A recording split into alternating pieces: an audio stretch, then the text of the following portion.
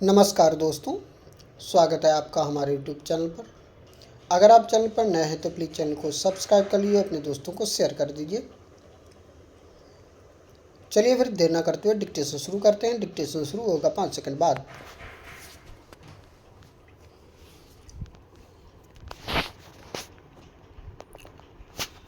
Start.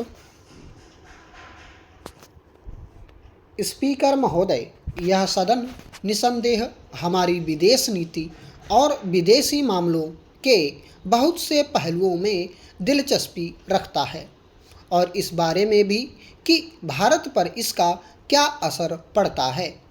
संभवतः आज जो बहस होने वाली है उसमें इन बहुत सी बातों के बारे में ध्यान खींचा जाएगा। लेकिन महोदय, मैं आपकी अनुमति और इस सदन की सहमति से विदेशी मामलों और विदेश नीति और उनका भारत पर क्या क्या असर पड़ता है और हम इनको किस दृष्टि से देखते हैं, इन चीज़ों के सामान्य पहलुओं के बारे में कुछ कहना चाहूँगा और मुख्य समस्या की छोटी छोटी बातों में नहीं जाऊँगा। इससे पहले भी मैं केवल विदेशी मामलों में ही नहीं बल्कि स्वयं भारत के बारे में कुछ आम बातें कहूँगा। पिछले कुछ दिनों में बजट प्रस्तावों के सिलसिले में बहुत कुछ नुक्ताचीनी की गई और कम या ज़्यादा जोर के साथ सरकार की असफलताएं बताई गई हैं।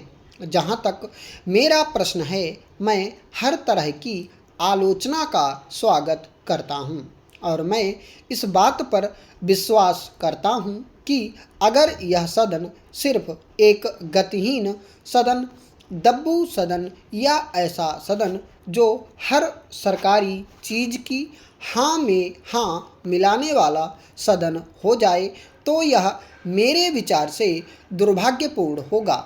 हमेशा चौकन्ना रहना ही स्वतंत्रता की कीमत है और इस सदन के हर सदस्य को हर समय जागृत व चौकन्ना रहना है। हाँ, सरकार को भी चौकस रहना चाहिए, लेकिन जो लोग सत्ताधारी होते हैं उनमें लापरवाह प्रवृत्ति रहती है। इसलिए मैं अपनी तरफ से इस सदन के माननीय सदस्यों की चौकसी का स्वागत करता हूं, जिन्होंने सरकार की हर गलती, असफलता या कमी की तरफ हमारा ध्यान खींचा है। मैं आशा करता हूं कि यहाँ की आलोचना अच्छी भावना से, दोस्ती के तरीकों से की गई है और वह सरकार की ईमानदारी को चुनौती देती है।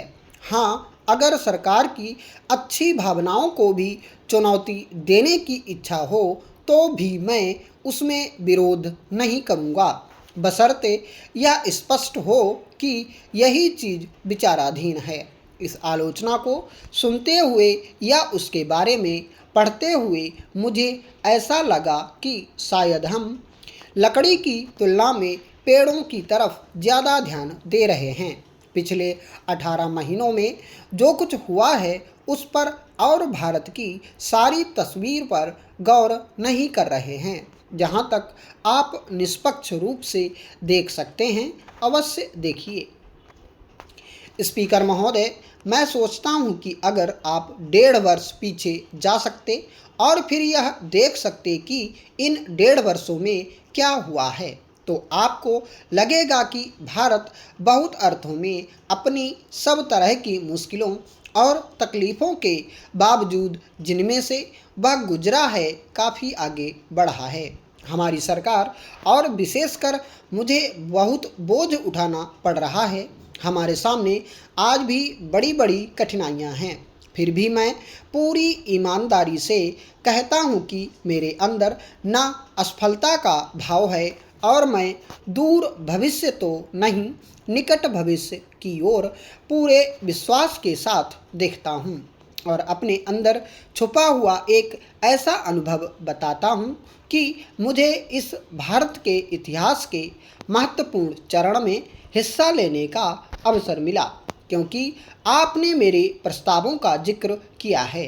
इसलिए मैं एक चीज़ कहना चाहूँगा कि बजट में बहुत सी चीज़ें हुआ करती हैं जिनसे कुछ सदस्यों को शायद खुशी ना होती हो। शायद हम इस बात में या उस बात में कुछ और बेहतर काम कर सकते थे, लेकिन मैं समझता हूँ कि स्वयं बजट हमारी और हमारे राष्ट्र की ताकत की निशानी है।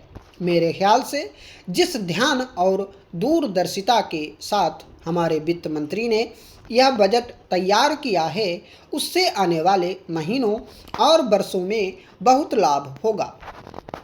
अगर मैं साफ कहूं कि हमने बहुत फूंक फूंक कर कदम रखे हैं, क्योंकि हम में आपने जो बहुत बड़ा भरोसा रखा है उसके बारे में हम जोखिम नहीं उठाना चाहते। बहुत सी चीज़ें हैं जो हमने चाहते हुए भी नहीं की, क्योंकि हम भारत के भविष्य और भारत के वर्तमान को दांव पर नहीं लगा सकते थे। ऐसी चीज़ों में भी जो हमारे ही सिद्धांतों और विचारों के अनुसार हैं। अगर कोई जोखिम या खतरा दिखाई दिया तो हम उसमें भी आगे नहीं बढ़े तथा हम सतर्कता के साथ आगे बढ़े हैं। हो सकता है कि अगर हमने ज़्यादा साहस नहीं दिखाया होता तो कुछ काम जल्दी हो जाता, लेकिन मैं व्यक्तिगत तौर से इस नाजुक वक्त में बहुत होशियारी से चलने की नीति पर चलने से पूरी तरह सहमत हूँ। जहाँ जहाँ छोटी मोटी बातों के अलावा मैं अपने साथी वित्त मंत्री की प्रशंसा करना चाहता हूँ कि किस साहस, दृष्टि और ऊंची बुद्धिमत्ता के साथ उन्होंने समस्या को सुलझाया है। यह सराहनीय प्रयास है।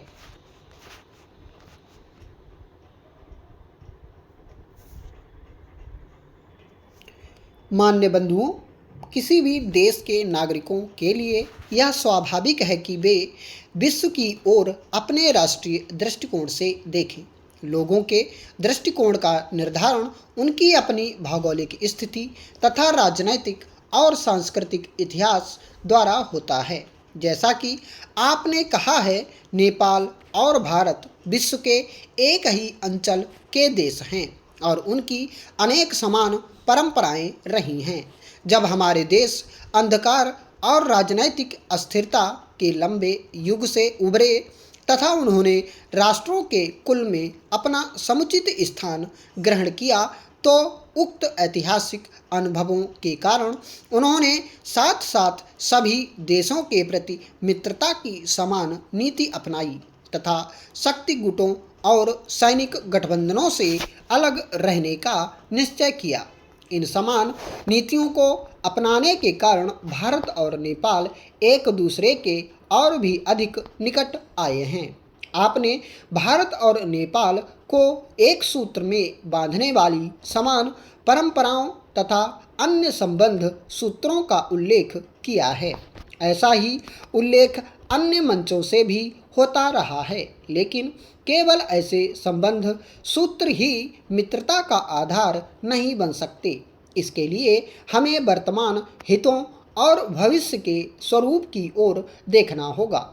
जैसा कि मैंने कल अपने एक भाषण में कहा था कि मित्रता एक प्रकार से तो बहुत सीधी सादी चीज़ होती है, लेकिन वह बहुत जटिल भी होती है और अन्य बातों की तरह उसको तभी महत्वपूर्ण माना जा सकता है जब उसे संभव बनाने के लिए उपयुक्त प्रयास किया गया हो। इसलिए बदलती हुई राष्ट्रीय और अंतर्राष्ट्रीय परिस्थितियों के परिप्रेक्ष्य में उसे लगातार नया रूप देते रहना होता है। यही कारण है कि नेताओं को मिलते रहना होता है और अन्य स्तरों पर भी विचारों का आदान प्रदान करते रहना होता है, जिससे हम मित्रता को नया रूप देते रहें तथा ऐसा करते हुए अपने देश में और बाहर घटित परिवर्तनों को ध्यान में रखें। भारतीय दर्शन की सदा ही एक विश्व पर आस्था रही है। स्वाधीनता के बाद से हम इस लक्ष्य की ओर बढ़ने के लिए सभी संभव प्रयास करते रहे हैं। हमें मालूम है कि विश्व कई प्रकार से निकटता की ओर बढ़ता जा रहा है, जैसे विज्ञान और प्रौद्योगिकी के जरिए और सांस्कृतिक आदान प्रदान के द्वारा। लेकिन एक विश्व से हमारा तात्पर्य वास्तव में यह है कि राष्ट्र एक दूसरे के लिए भाईचारा की भावना महसूस करे। मान्य बंधुओं, आज मानव जाति के पास जो क्षमता और ज्ञान है और जिसका दुर्भाग्य से अब भी प्रायः विनाश के लिए प्रयोग किया जाता है, उसे देखते हुए यह और भी आवश्यक हो जाता है कि हम राष्ट्रों के बीच मित्रता के नए संबंध स्थापित करें तथा उन्हें और अधिक दृढ़ बनाएं। स्टॉप।